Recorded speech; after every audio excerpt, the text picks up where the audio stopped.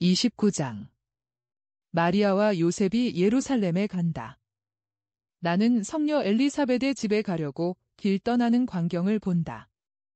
요셉은 회색 나귀 2마리를 끌고 마리아를 데리러 왔다. 한 마리는 그가 탈 것이고 또 한 마리는 마리아가 탈 것이다. 두 짐승 중에 한 마리에는 이상한 장치를 덧붙인 보통 안장이 얹어 있는데 나는 그것이 짐을 얹기 위한 것임을 알아차린다.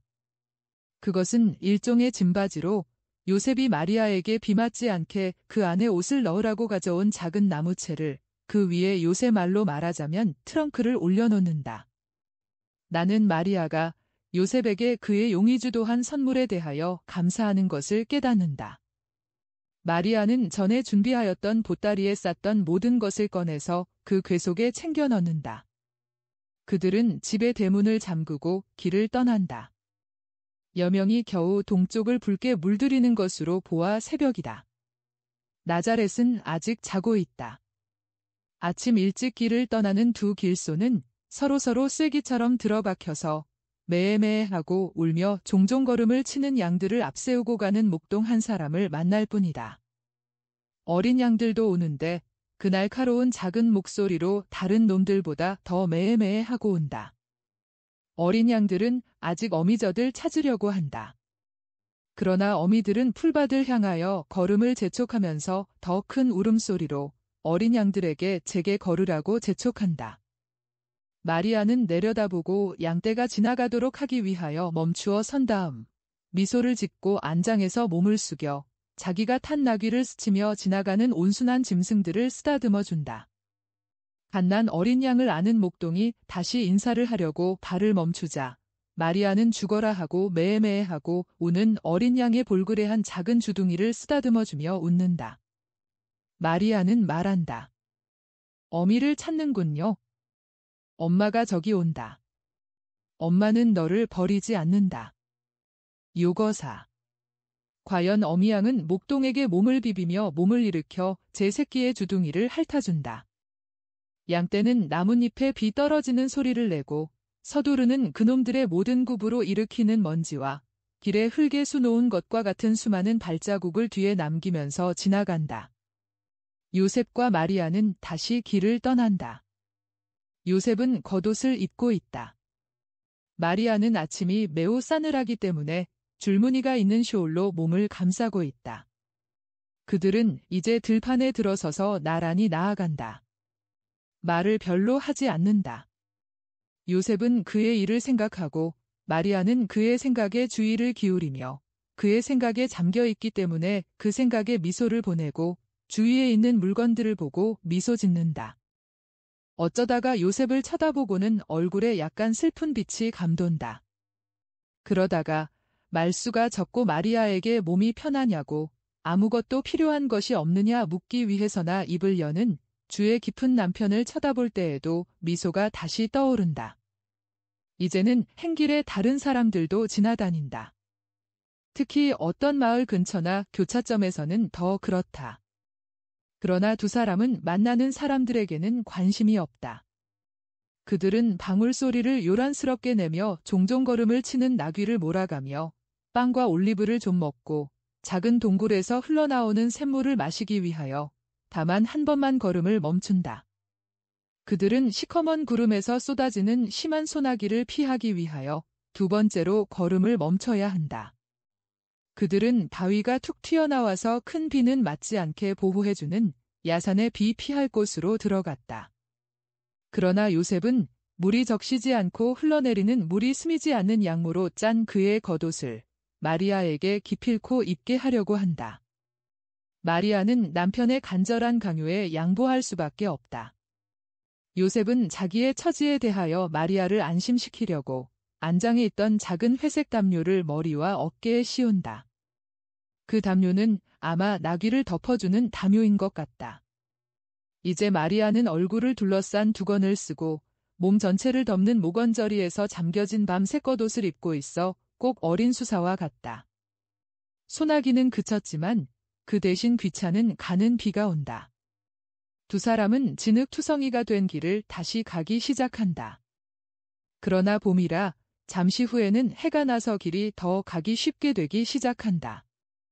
두 나귀는 더 경쾌하게 길을 달린다. 환상이 여기서 그쳤기 때문에 나는 다른 것은 보지 못하였다. 30장. 예루살렘에서 즈가리아의 집까지. 여기는 예루살렘이다. 이제는 그 거리와 성문들을 보고 잘 알아볼 수 있다. 두 부부는 우선 성전 쪽으로 향한다. 나는 성전에 예수님을 봉헌하던 날 요셉이 나귀를 맡겼던 마구간을 알아본다. 오늘도 그는 두 나귀를 손질한 다음 그곳에 맡기고 마리아와 함께 주께 예배하러 간다. 그런 다음 나와서 마리아는 요셉과 함께 어떤 집으로 가는데 아는 사람의 집인 것 같다. 그들은 그 집에서 식사를 한다. 그리고 마리아는 요셉이 한 작은 노인과 같이 돌아올 때까지 쉰다. 이분은 당신과 같은 길을 가는 사람이요. 당신이 친척 집에 이르기까지 혼자 갈 길은 얼마 안 될 거요. 이 노인을 믿으시오. 내가 잘 아는 분이요. 그들은 나귀를 다시 타고 요셉은 그들이 들어온 성문과는 다른 성문까지 마리아를 배웅한다. 그들은 서로 인사를 나누고 마리아는 작은 노인과 같이 간다. 노인은 요셉이 말수가 적었던 것과는 반대로 말을 많이 하고 별별 일에 다 관심을 보이는데 마리아는 참을성 있게 대답한다. 지금은 안장 앞쪽에 요셉의 나귀가 실었던 작은 궤가 놓여 있고 마리아는 겉옷도 입지 않았다. 슈올도 두르지 않고 개켜서 궤 위에 놓았다. 마리아는 파란 옷을 입고 햇볕을 가려주는 흰 베일을 쓰고 있는데 아주 아름답다. 얼마나 아름다운가. 항상 작은 목소리로 말하는 마리아가 그에게 들리게 하려면 큰 소리로 말해야 하는 것을 보면 작은 노인은 가는 귀가 먹은 모양이다. 그러나 이제는 다 끝장이 났다. 그러나 이제는 그의 질문과 소식의 보고도 동이 나서 이제 노인은 길을 잘 아는 짐승이 인도하도록 맡겨두고 안장 위에서 꾸벅꾸벅 졸고 있다. 마리아는 그 일시적인 중단을 이용하여 자기 생각을 가다듬고 기도를 드린다. 한 팔을 가슴에 얹고 파란 하늘을 쳐다보면서 낮은 목소리로 노래하는 것이 기도임에 틀림없다. 그의 얼굴은 영혼의 감동의 노력으로 인하여 빛과 무상의 기쁨을 나타낸다. 다른 것은 보이지 않는다. 그리고 내게는 환상이 중단된 지금 나는 어제와 같이 내 곁에 내적인 환상으로 볼 수 있는 어머니를 모시고 남아있다. 어떻게나 분명히 볼 수 있던지 어머니의 초상을 묘사할 수 있을 정도이다. 약간 포동포동하지만 기분 좋게 부드러운 엷은 분홍빛 뺨, 선명한 붉은색의 작은 입, 짙은 금빛 속눈썹 밑에 있는 다정스럽게 빛나는 파란 눈.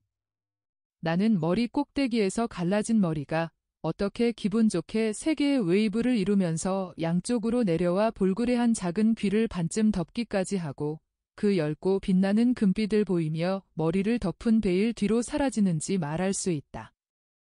과연 나는 성모님이 천국에나 있을 것 같은 비단으로 지은 옷을 입으시고 겉옷을 머리에까지 쓰고 계신 것을 보는데 그 겉옷은 베일처럼 가볍기는 하지만 그래도 옷과 같은 감으로 만든 탁탁한 것이었다.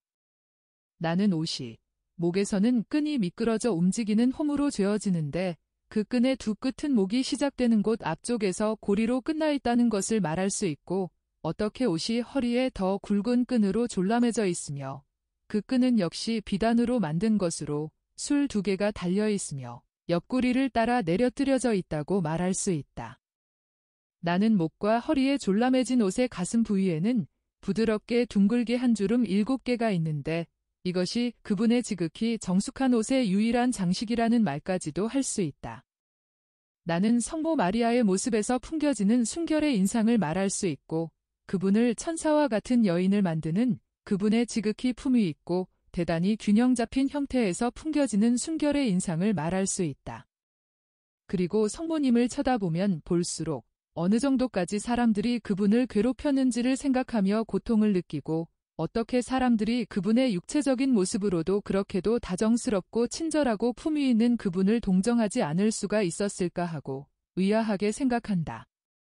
나는 그분을 쳐다보며 그분을 향하여 내뱉는 모든 조롱과 야유, 모든 저주를 듣는다. 나는 지금은 성모님의 아름답고 불안이 없는 모습을 본다. 그러나 그분의 지금 모습도 예수님의 임종의 고통 때와 예수님이 돌아가신 후 예루살렘의 집에서 나타내던 슬픔의 시간에 가지셨던 비참한 얼굴의 기억을 지울 수가 없다. 그래서 나는 성모 마리아를 쓰다듬어 드리고 그렇게도 품위 있게 볼그레한 뺨에 입맞추어 드리며 성모님과 내 안에 남아있는 그 눈물들의 기억을 내 입맞춤으로써 없애버릴 수 있었으면 좋겠다. 나는 성모 마리아를 아주 가까이에 모시는 것이 내게 얼마나 큰 평화를 주는지 믿을 수가 없다. 나는 성모님을 보면서 죽는 것이 살아있을 때의 가장 즐거운 시간만큼이나 그보다도 더 즐거우리라고 생각한다. 나 혼자만이 이렇게 그분을 온전히 보지 못한 요 근래에 나는 엄마가 없는 것처럼 그분이 안 계신 것이 괴로웠다. 이제는 지난 12월과 1월 초에 나를 떠나지 않은 이로 말할 수 없는 기쁨을 느낀다. 그래서 나는 행복하다.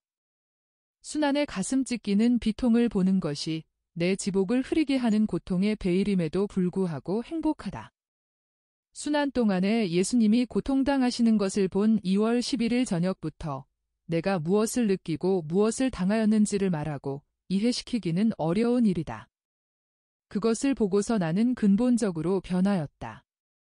내가 지금 죽든지 100년 후에 죽든지 그 환상은 그 강함과 그 영향을 그대로 보존할 것이다. 그전에는 그리스도의 고통을 생각하였었다. 그런데 지금은 내가 그 고통들을 살고 있다. 말 한마디만 들어도 상본을 한번 흘깃 보기만 해도 그날 저녁 내가 당한 고통을 다시 당할 수 있고 그 소름 끼치는 고문을 느낄 수 있으며 그분의 비탄에 잠긴 고통의 고뇌를 겪을 수 있기 때문이다. 그분을 상기시키는 것이 아무것도 없다 하더라도 그분의 추억이 내 마음을 죄기 때문이다. 성모 마리아가 말씀을 시작하신다. 그래서 나는 입을 다문다. 31장. 절대로 기도의 보호를 버리지 말아라. 성모 마리아가 이렇게 말씀하신다. 가엾은 내 딸아, 내가 매우 피로해 있기 때문에 길게 말하지 않겠다. 다만 항상 기도를 제일 중요시하던 요셉과 나의 끊임없는 습관에 너와 독자들의 주의를 끌 뿐이다. 무미건조함, 서두름, 근심, 일 따위도 기도를 방해하지 못하는 것들이었고 오히려 기도를 도왔다. 기도는 항상 우리 일의 여왕이었고 우리의 위안이여, 우리의 빛이여, 우리의 바람이었다. 슬플 때에는 기도가 위안이었지만 행복한 시간에도 기도가 노래가 되곤 하였다. 그러나 기도는 우리 영혼의 충실한 버디였다. 기도는 우리를 땅에서 귀양살이 하는 곳에서 떼어놓아주고 우리를 천국의 높은 곳, 고향 쪽으로 향하게 하는 것이었다. 내 안에 하느님을 모시고 있어서 더없이 거룩하신 분께 예배하기 위하여는 내 가슴을 보기만 하면 되던 나뿐 아니라 요셉도 기도할 때에는 하느님께 결합하여 있음을 느꼈다. 그것은 우리의 기도가 하느님을 흠숭하고 그런 다음 그분의 포옹을 받음으로써 하느님 안에서 녹아버리는 우리 존재 전체의 참다운 예배이기 때문이었다. 그리고 보아라. 영원한 분을 뵈고 있던 나도 성전에 경건하게 자주 가는 것이 면제된다고 생각하지 않았었다. 아무리 높은 성덕도 하느님 앞에서 자기가 아무것도 아니라는 것을 느끼고 그 아무것도 아닌 것을 낮추는 것을 면제하여 주지는 못한다. 하느님께서 당신 영광에 대한 끊임없는 환희의 노래로 그것을 우리에게 허락하시기 때문이다. 너희들이 약하고 보잘것없고 결점투성이 아니냐? 주님의 거룩하심에 구원을 빌어라. 거룩하시다. 거룩하시다. 거룩하시다 하고 너희들의 불행을 구원해 주십사고 복되신 그 거룩하신 분을 불러라. 하느님께서 오셔서 당신의 거룩하심을 너희에게 옮아가게 하실 것이다. 너희가 거룩하고 하느님께서 보시기에 공로가 많으냐? 역시 주님의 거룩하심에 구원을 빌어라. 그 무한한 거룩하심이 너희의 거룩함을 점점 더 자라게 하실 것이다. 인간의 약함보다 우월한 천사들도 그들의 거룩하시다를 노래하기를 잠시도 그치지 않는데 우리 하느님의 거룩하심에 기원할 때마다 그들의 초자연적인 아름다움이 더해진다. 천사들을 본받아라. 절대로 기도의 보호를 버리지 말아라. 기도에 와서 부딪히면 사탄의 무기와 세상의 악의와 육체의 욕망과 정신의 오만이 무디어진다. 하늘을 열어 거기에서 은총과 축복이 비오듯 쏟아져 내려오게 하는 그 무기들을 절대로 버리지 말아라. 세상은 하느님의 벌을 끌어들이는 잘못을 깨끗이 씻기 위하여 기도의 목욕이 필요하다. 그런데 기도를 하는 사람들이 많지 않으므로 그 사람들은 다른 사람들의 태만을 보충하기 위하여 많이 기도해야 한다. 그들은 산기도를 증가시켜 은총을 얻는데 필요한 분량이 부족한 것을 채워야 한다. 그들의 기도가 사랑과 희생에서 우러나올 때 살아있는 기도가 될 것이다. 내 딸아, 그리고 너는 고통을 당해야 한다. 내 고통과 내 예수의 고통과 결합한 고통은 훌륭한 것이고 하느님 뜻에 맞으며 공로가 되기 때문이다. 내 동정하는 사랑이 내게는 대단히 소중하다. 그러나 내게 입맞춤을 주려느냐? 내 아들의 상처에 입맞추어라. 그 상처에 내 사랑의 향유를 발라라. 나는 내 정신으로 채찍과 가시의 아픔, 몹과 십자가의 고통을 느낀다. 그러나 내 예수에게 주는 모든 애무도 느낀다. 그것은 그만큼의 입맞춤을 내게 하는 것과 같다. 그리고 오너라, 나는 하늘의 모후이다. 그러나 언제나 어머니이다. 나는 행복하다. 32장. 즈가리아의 집에 도착. 이곳은 산이 많은 고장이다. 높은 산들이 아니고 야산에 지나지 않는다. 그 산들은 벌써 우리네 도스카나와 옴브리아 지방의 아펜닌 산맥의 산들에서와 같이 진짜 산 같은 꼭대기와 계곡들이 있다. 초목이 빽빽하고 훌륭하다. 신선한 물이 풍부하여 목장의 풀들을 푸르게 보존하고 집들 둘레로 있는 포도나무들과 더불어 사과나무와 무화과나무가 가득 차 있는 과수원들을 풍요롭게 만든다. 포도송이들이 벌써 살갈퀴 씨만큼 굵고 사과나무들의 싹이 터지기 시작하여 이제는 초록빛으로 보이며 무화과나무의 윗가지들에는 벌써 형태가 잡힌 열매들이 있는 것으로 보아 틀림없이 봄이다. 그리고 풀밭은 꼭 갖가지 빛깔의 폭신한 양탄자와 같다. 양떼들이 거기서 풀을 뜯거나 쉬거나 하는데 에메랄드와 같은 풀밭에 흰 반점들이 찍혀 있는 것과 같다. 마리아는 나귀를 타고 상태가 꽤 좋은 길을 올라가는데 그것이 주요한 통로임에 틀림없다. 모양이 꽤 한결같은 그 지대가 더 높은 곳에 있기 때문에 마리아가 올라가는 것이다. 늘 나를 가르쳐 주시는 분이 내게 이렇게 말씀하셨다. 저곳은 헤브론이다 하고. 당신은 내게 몬따나 이야기를 하였지만 나는 확실한 것을 알지 못하겠다. 헤브론 뒤 그 고장 전체를 가리키는 것인지 취락을 가리키는 것인지 알지 못한다. 그러므로 여기에 대하여 내가 아는 것만을 말할 뿐이다. 마리아가 이제 읍내로 들어간다. 저녁 때이다. 여인들이 문에서 낯선 여자가 오는 것을 살펴보며 자기들끼리 말을 한다. 여자들은 낯선 여자를 계속 지켜보다가 그가 그 소도시 한가운데에 있는 가장 훌륭한 집 중에 하나 앞에 머무르는 것을 보고서야 비로소 안심한다.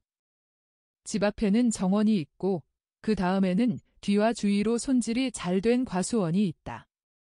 그런 다음 산의 기복을 따라 올라갔다 내려갔다 하는 넓은 풀밭이 있고 그 끝에는 키가 큰 나무숲이 있다. 그 다음에는 무엇이 있는지 모르겠다. 소유지에는 가시덤불과 들장미나무로 된 울타리가 쳐져 있다.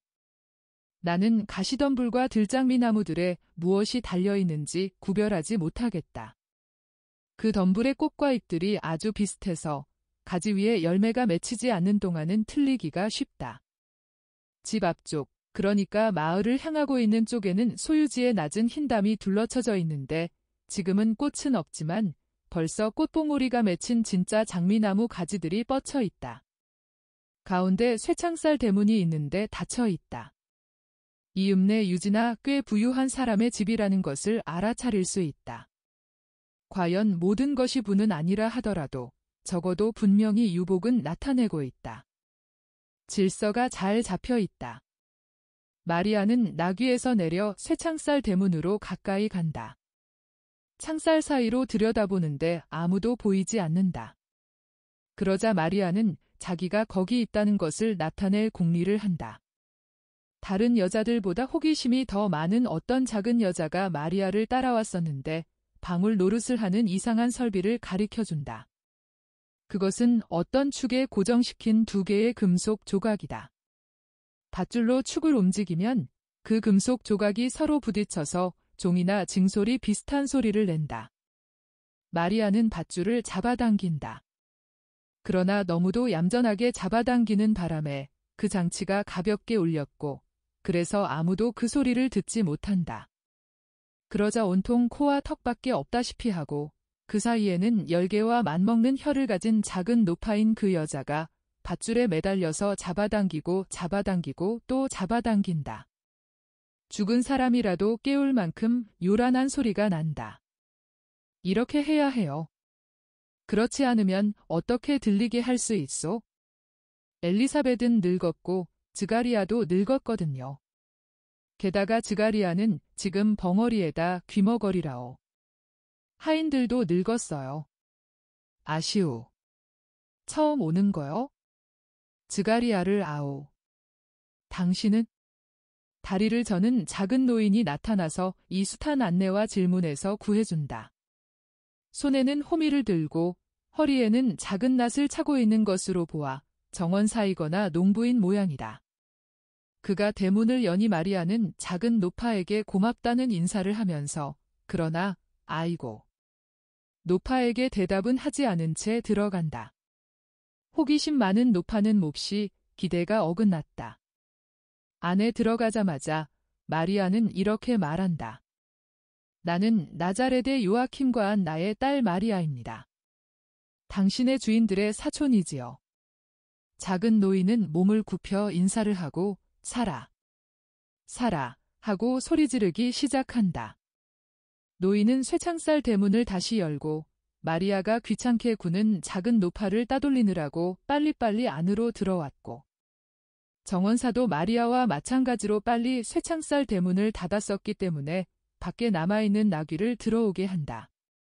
그리고 나무를 끌고 들어오면서 말한다.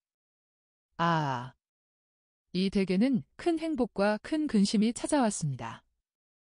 하늘은 아기를 낳지 못하던 마님께 아들을 주셨습니다. 지극히 높으신 분께 찬미를 드려야 할 일이죠. 그러나 즈가리아님은 7달 전에 예루살렘에서 벙어리가 되어 돌아오셨어요. 그분은 손짓으로나 글을 써서 의사를 전달합니다. 그 소식은 아마 들으셨지요? 마님은 이 기쁨과 이 마음의 고통을 당하면서 아씨를 몹시 갈망하셨습니다. 사라와 함께 아씨 이야기를 자주 하시면서 이렇게 말씀하셨습니다. 내 귀여운 마리아가 아직 나하고 같이 있었으면, 마리아가 아직 성전에 있었으면, 즈가리아더러 마리아를 데려다 달라고 청했을 거야? 그렇지만 이제는 주님이 마리아를 나자렛의 요셉의 아내가 되기를 원하셨어. 마리아만이 이 마음 고통 가운데에서 내게 위안을 줄 수 있고 나를 도와 하느님께 기도를 드리게 할 수 있었을 거야. 마리아는 정말 착해서 성전에서도 모든 사람 이 마리아가 떠난 것을 슬퍼하고 있거든. 지난번 축일에 내게 아들을 주신 데 대해서 하느님께 감사를 드리기 위해 즈가리아와 같이 마지막으로 예루살렘에 갔을 때 이 마리아의 선생님들이 성전은 마리아의 목소리가 이 벽을 울리지 않게 된 다음부터 영광의 케루빔 천사들을 잃은 것 같아요. 하고 말하는 것을 들었어 하고 말입니다. 사라, 사라. 제 아내는 가는 귀가 먹었지요. 그렇지만 이리 오세요. 제가 안내해 드릴 테니 오세요. 사라 대신에 집 한편 옆구리에 있는 층계 꼭대기에 반백이 넘는 머리에 주름이 많은 꽤 나이 많은 여인이 나타난다.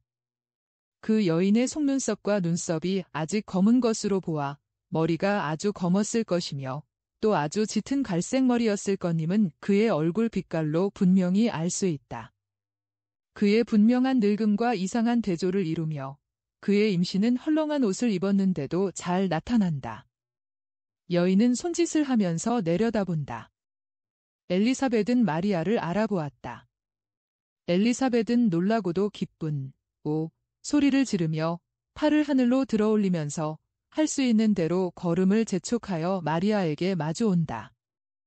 항상 거동이 조심성 있는 마리아도 사슴새끼와 같이 잰 걸음으로 뛰기 시작하여 엘리사벳과 동시에 층계 밑에 이른다. 마리아는 그를 보고 기뻐서 우는 사촌 언니를 짜릿한 환희를 가지고 가슴에 안는다. 두 여자는 잠시 얼싸안은 채로 있다가 엘리사벳이 고통과 기쁨이 섞여 있는 아 하는 소리를 내며 포옹에서 풀려난다. 그리고 자기의 부른 배에 손을 갖다 댄다. 엘리사벳은 번갈아 창백해졌다 붉어졌다 하면서 얼굴을 숙인다. 엘리사벳이 몸이 불편한 듯이 다리가 후들거리므로 마리아와 하인이 붙잡아 주려고 손을 내민다. 그러나 엘리사벳은 잠시 마음속으로 정신을 가다듬은 것 같이 있다가 얼굴을 드는데 그 얼굴이 어떻게나 빛나는지 젊어진 것 같다.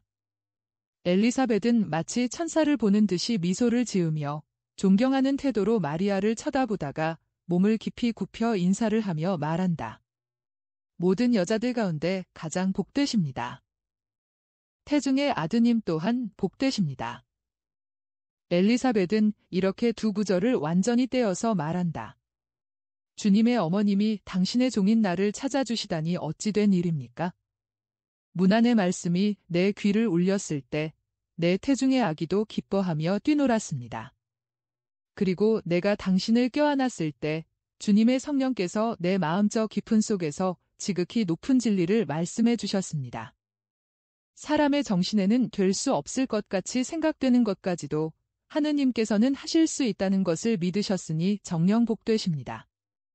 당신의 믿음 덕택으로 당신은 이 때를 위하여 주님과 선지자들의 예언이 당신께 예언하신 것을 이룩하게 하실 것이니 복되십니다. 야곱의 후손들을 위하여 태중에 가지신 구원 때문에 복되십니다. 내 아들에게 거룩하심을 가져다 주셨으니 복되십니다. 내 아들이 내 태중에서 느끼는 기쁨 때문에 어린 염소 새끼처럼 뛰노는 것이 느껴집니다. 그것은 내 아들이 죄의 짐에서 풀려나고 선구자가 되라고 부름을 받고 당신 안에서 자라고 계시는 거룩하신 분에 의하여 구속 전에 거룩하게 되었다는 것을 느끼기 때문입니다. 마리아는 웃고 있는 눈에서 미소를 머금은 입으로 진주같이 내려오는 눈물 두 방울을 떨어뜨리며 이 다음에 당신의 예수님이 그렇게도 많이 하실 것과 같은 자세로 얼굴을 하늘로 향하고 팔도 쳐들면서 외친다. 내 영혼이 주님을 찬양하며 그리고 우리에게 전하여진 것과 같이 노래를 계속한다. 마지막에 가서 당신의 종 이스라엘을 도우셨습니다 하는 절에서는 손을 가슴에 십자가로 포개 얹고 끊어서 땅에까지 엎드려 하느님을 경배한다. 하인은 엘리사벳이 몸에 불편을 느끼지 않게 되고 자기 생각을 마리아에게 이야기하는 것을 보고는 공손히 자리를 떴었다. 그는 과수원에서 머리와 수염이 흰 위험 있는 노인과 같이 돌아오는데 노인은 멀리서 크게 몸짓을 하며 목구멍에서 나는 소리로 마리아에게 인사를 한다. 즈가리아가 와요 하고 엘리사벳이 기도에 몰두하고 있는 동정녀의 어깨에 손을 대면서 말한다. 내 남편은 말을 못해요. 그가 믿지 않은 것을 하느님께서 벌하신 거지요. 그 이야기는 나중에 하겠어요. 그렇지만 지금은 은총이 가득한 마리아가 왔으니 나는 하느님의 용서를 바라고 있어요. 마리아는 일어나서 즈가리아에게 마주가서 땅에까지 머리를 숙여 절을 한다. 마리아는 즈가리아의 몸을 덮고 땅에까지 내려오는 흰옷 끝에 입을 맞춘다. 그 옷은 매우 넓고 술을 놓은 넓은 장식줄로 허리에 메어져 있다. 즈가리아는 몸짓으로 환영의 뜻을 표하고 함께 엘리사벳 있는 데로 간다. 그들은 모두 정리가 아주 잘 되어 있는 넓은 방으로 들어간다. 그들은 마리아를 그 방에 앉히고 지금 막잔 아직 거품이 일고 있는 우유 한 잔과 작은 빵 과자 몇 개를 대접하게 한다. 엘리사벳은 손에 밀가루를 묻히고 밀가루가 뿌려져서 실제보다 훨씬 더 휘어진 머리를 한 하녀가 마침내 나타나자 명령을 내린다. 하녀는 아마 빵을 만들고 있었던 모양이다. 엘리사벳은 사무엘이라 부르는 소리가 들리는 하인에게 그가 가리키는 방으로 마리아의 궤를 가져가라는 명령도 내린다. 모두가 손님에 대한 주부의 의무들이다. 마리아는 그동안 즈가리아가 하는 질문에 밀초를 입힌 판자에 몸이 좁은 단검으로 글을 써서 대답한다. 나는 그 대답들을 보고 즈가리아가 요셉에 대하여 말하며 결혼 생활이 어떠냐고 묻는다는 것을 알아차린다.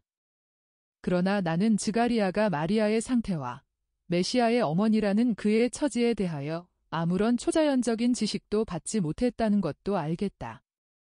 엘리사벳이 남편에게 가까이 가서 청순한 애무를 하려는 듯이 어깨에 다정스럽게 손을 얹으며 마리아도 아기를 가졌어요. 마리아의 행복을 기뻐하세요 하고 말한다. 그러나 엘리사벳은 아무 말도 덧붙이지 않고 마리아를 바라보는데 마리아도 엘리사벳을 쳐다보지만 거기 대하여 말을 더 하라고 권하지 않는다. 그래서 엘리사벳은 입을 다문다. 즐거운, 매우 기분 좋은 환상이었습니다.